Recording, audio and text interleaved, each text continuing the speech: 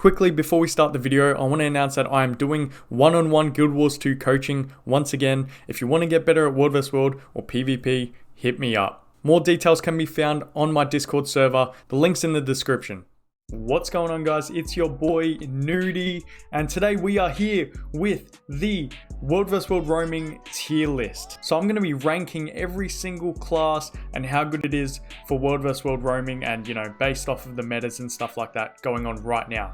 Now I decided to do this, one, because it was suggested through my Discord server, and then two, because I went on the meta battle tier list, and what is this? What is this tier list? Like, clearly this hasn't been updated in a while. Like, Virtuoso's in the B tier, Catalyst is in S tier, Mechanist, Hollowsmith in C tier. Like, come on, there's a lot here that could be fixed. So we're gonna go through all of this. I'm gonna give you my opinion on where each class goes. Before we start, remember to like the video, subscribe, and let me know your opinion based off of where I put these classes. All right, let's start. We're gonna be going through order, and I'm gonna put it in order based off of that. First off, we have Berserker.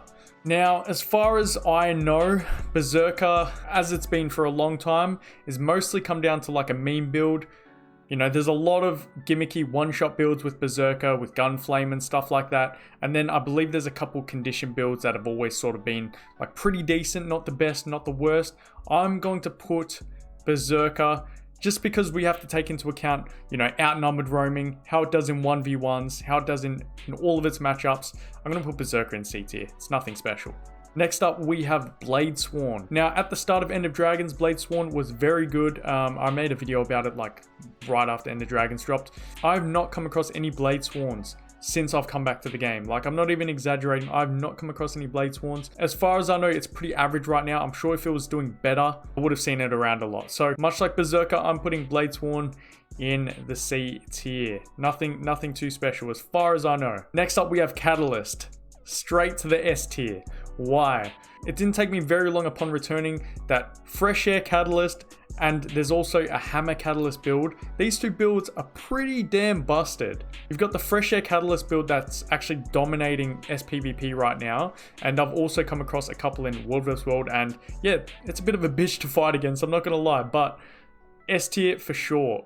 Catalyst is up there right now. Next up, we have Chronomancer. As far as I know, the power builds are still pretty good. Now, when I say good, keep in mind it does still have its limitations. It is still limited against Condi builds. It is still limited against certain 1v1s like Thief and whatnot, as it always has been. But the damage output is good. The burst build is very good. With the right hands, this build can be quite powerful. I'm going to put it at B tier. Next up, we have my forte right here, Daredevil. The class you guys have seen me play a lot. Daredevil is still busted. Although Shadow Art's got reworked and stuff like that, it is still the best trait line to run with Daredevil. I believe a lot of people in EU are now running Deadly Arts, which I've also played and I also really like. There's still not many builds that pose a huge threat to the DP Daredevil if you're a good player with it. And with its mobility, of course, we are putting it S tier. I'm gonna say, should I put it number one, number two? Let's just put it number one. Since we're doing it in order, I'm also gonna put Bladesworn in front of Berserker. Okay, next up we have Deadeye. Now, I've actually recently come back and I've seen the Deadeye rework and stuff like that. Deadeye overall, just in terms of how the class plays, feels so much better than it used to. You no longer have to sit still when you're doing your death judgment. When you go into the kneel stance, you're no longer like sitting still, you can actually move. And I just think this class is working very, very good right now. I actually plan on making videos with it. So I'm actually going to put it at A tier. I don't think it's quite up there with these two builds, but it's very close to being S tier.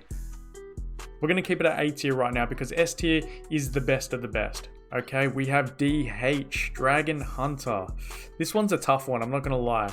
I'm thinking somewhere between A and B is what I'm thinking. Dragon Hunter, it's still a pretty well-rounded class. I'm not gonna lie. That's the thing with Guardian builds in general. Guardian is always well-rounded. It does decent at everything, but it's not amazing at everything. It's got good damage, good boon uptime, decent sustain. I think I'm gonna put this at B, and I'm gonna put it in front of Chrono. Druid. Okay, so this one was a bit of a surprise to me actually. So I've recently come back and I've fought a couple Druids. I'm not sure what kind of rework was done, but if you fought this MO build that is going around right now. I haven't come across it heaps of times, but the few times I have come across this disgusting druid build, it is very AIDS to fight. I'm not gonna lie, I'm thinking of putting this A tier behind Deadeye. But yeah, that's, if more people start playing that, maybe I haven't fought like the best of players with it, but if more people start playing that Mob Druid, it's really cancer. And yeah, it's definitely A tier in my books. Next up, we have Core Elementalist. So this is the first core build we're doing. I haven't come across anything worth mentioning for Core Alley, so I'm gonna put it in D tier. There's just no reason to run Core Alley over one of the other elite specializations. Core NG, much like the Core Elementalist, D tier. Once again, the elite specs are too good to not run one of them. I'm gonna put Core NG before Core Alley because I think there are some decent builds. You just don't come across them, and I don't really think they outperform the elite specializations for Engineer. Next up, we have Firebrand. Now, keep in mind, we're talking roaming here.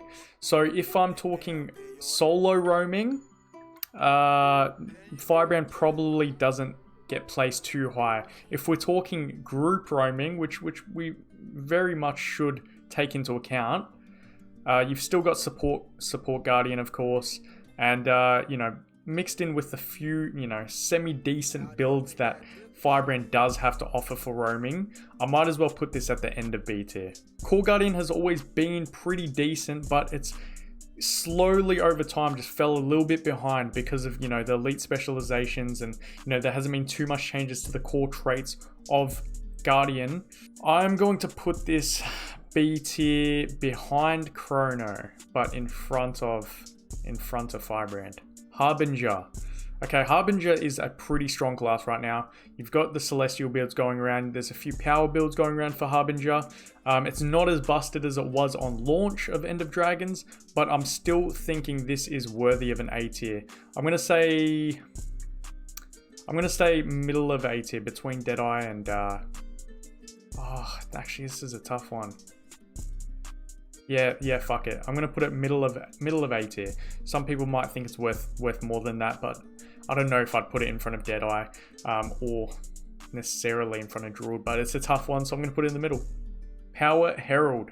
Okay, this has always been a staple in roaming. Power Herald has always been good. There are some Celestial, you know, Malix builds out there going around. I've fought a couple of them. Not bad.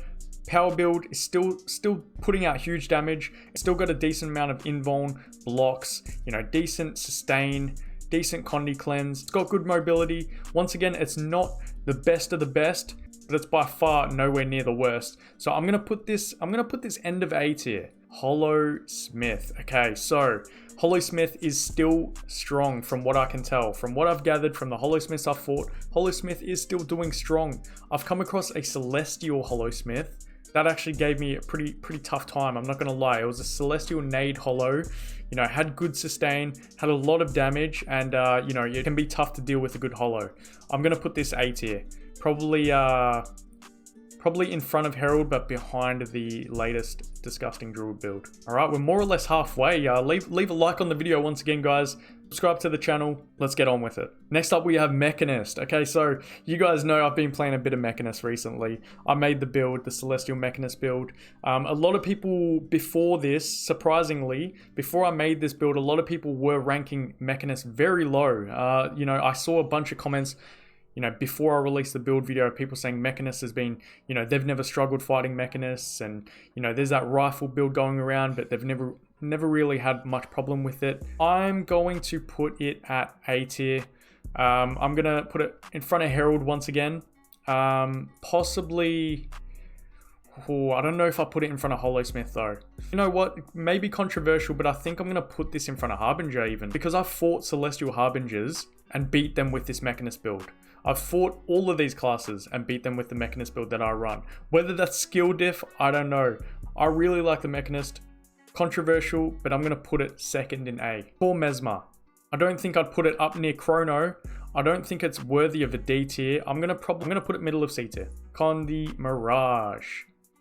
I'm going to put this probably head of B tier, just because of the one dodge. There are disgusting Celestial builds, there are disgusting Condi builds. It's semi-decent for power. You know, we have to take into account how easy the class is to play, how so many people for some reason just struggle to fight Mesmer in general just because of the clones, and because this is the most powerful in terms of, you know, Condi builds out of the current Mesmer builds. I'm going to put it ahead of B tier.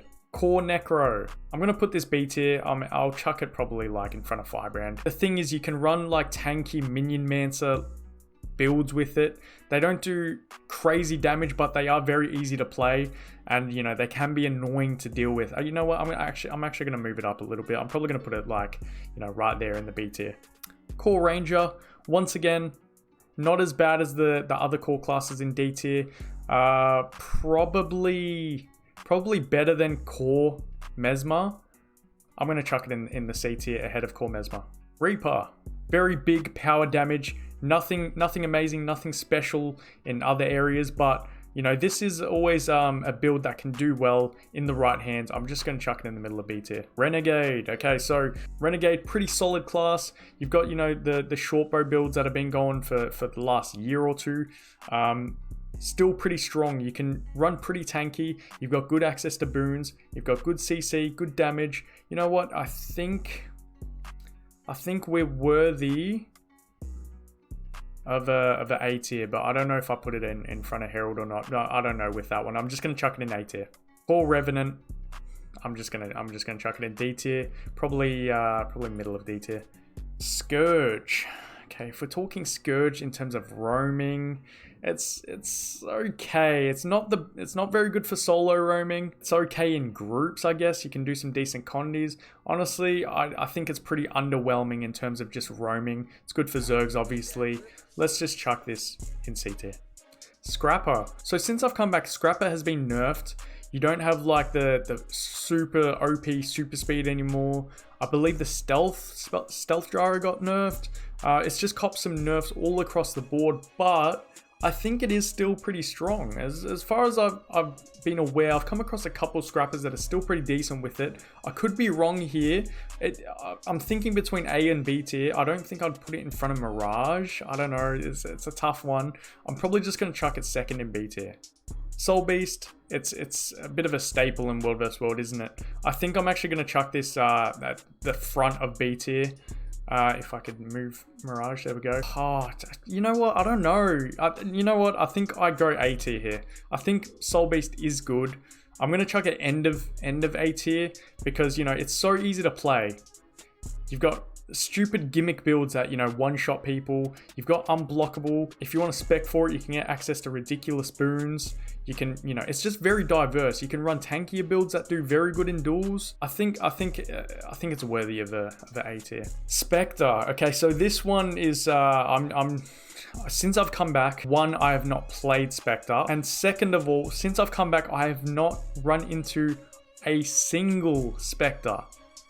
That's got to speak volumes. Not coming across a single Spectre while roaming just tells me this class has to be underperforming right now. But because I have not verified it myself, I'm just going to have to chuck it, you know, in the C tier. I'll just chuck it middle of C tier. I could be wrong with that. Don't mark my words. Maybe I'll try play some Spectre soon. But as far as I know, it's very mid. And I'm going to put it like lower end of C tier. Spellbreaker. Okay, now, although we all know that Spellbreaker and, you know, Warrior in general is just really hard to play in the current meta, I've been playing a tiny bit of Spellbreaker since I came back, and I'm still enjoying the class. I think it does have a high skill cap. It takes a bit of learning and a bit of practice and a bit of class knowledge and game IQ and mechanics and all that stuff to learn, but it does have good damage. It does have good mobility. It does have good CCs. It's only fair to put this in the B tier. Tempest. I've not really come across any, you know, crazy builds that I can't fight against in Tempest. I think there are some decent builds going around, but I've not felt threatened by a single Tempest.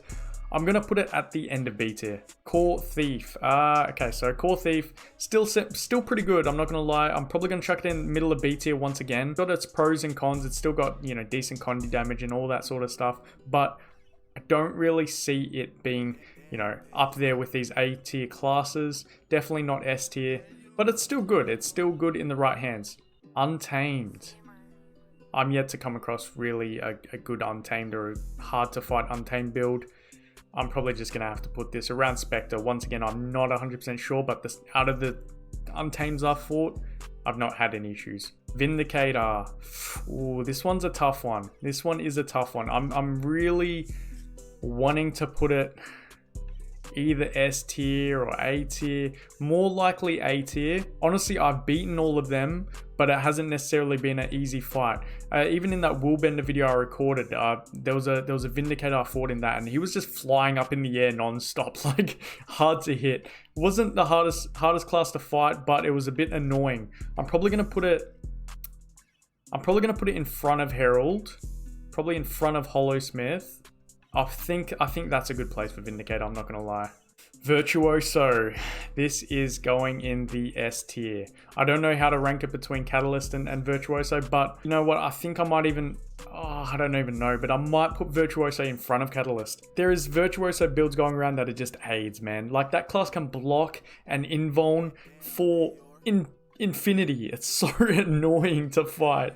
Even as a thief, I've come back and I've fought it a few times. It's just annoying to fight. It does semi-decent damage, but I definitely think this is in the S tier. You know what? Actually, no, I'm putting it behind Catalyst. I don't know if it's better than Catalyst, but it's definitely S tier. Core Warrior, I'm gonna have to chuck it in the D tier. Now we have Weaver. Now, Fresh Air Weaver is still strong. There's still Sword Dagger builds out there that are good, but I'm sure if you roam a lot, you've come across Fresh Air Weavers, and they're fucking annoying, and they're strong, and it's, you know, it can be quite annoying if you're fighting a good one, but because it is high skill cap, it does take pretty decent skill to play Weaver. I'm probably going to put this right there, middle of A tier. Last but not least, we have Willbender. I really enjoy Willbender. It is very strong. You guys obviously saw the video I made with Willbender. Not very hard to play, puts out great damage, great boons, very good mobility. I'm thinking I'm gonna put it right there, honestly. When I think about it, it is pretty busted. Now I'm gonna go through this and I'm gonna see if I want to make any changes, if I want to shuffle anything. But I think we've got a pretty good list there. I think I'm gonna move the Druid build back a little bit. It is very strong. I'm probably gonna move it around probably here. I feel like Renegade deserves a little bit higher. I think I'm going to put Renegade ahead of Herald. I think I'm going to put it ahead of Druid. I think I'm going to put it ahead of Hollow. Probably to around there. I think that's about it, guys. I think that's a pretty solid list. So we've got Daredevil, Catalyst, and Virtuoso as S tier. They are the kings. Daredevil is the king, of course. I'm not being biased because I'm a thief main. It's just been so good since the class came out. You know, since Daredevil came out, you pretty much haven't been able to get it out of that S tier. Let me know your thoughts. Let me know your opinions. It's been your boy Noody, and I am out. Alright guys, that's it for this video. If you enjoy videos like this, I make a whole bunch of great content for Guild Wars 2. Subscribe to the channel, leave a like, and let me know in the comments if you'd like to see more videos like this. Shout out to all my patrons. If you want to support me on Patreon, you can find the link in the description. We do monthly giveaways there for my patrons. Until next time, see you later.